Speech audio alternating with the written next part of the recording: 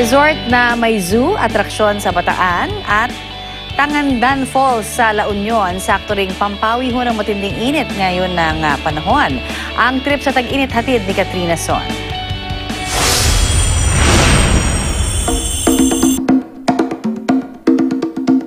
Pack your bags at tara na sa La Union.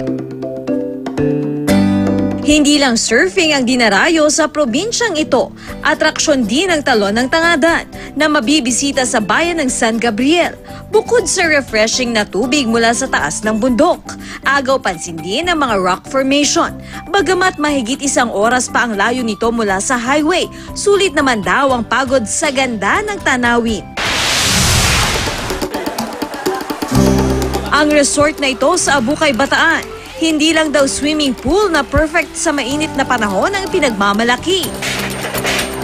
Meron din silang mini zoo. Samut-saring hayop ang mabibisita roon, gaya ng mandarin duck, sawa, wildcat, bayawak at buhaya. 70 pesos lang ang entrance fee sa mga bata, 80 pesos naman para sa mga matatanda. Sa Eastern Samar, instant attraction na rin sa mga turista ang Balangiga Bells. Karamihan panay ang pagpapapicture sa kampana. 2018, ibinalik ng Amerika sa bansa ang mga kampana. Matapos itong gamitin bilang war trophy ng mga Amerikanong sundalo, mahigit 100 taon na ang nakakalipas. Katrina Son, GMA News.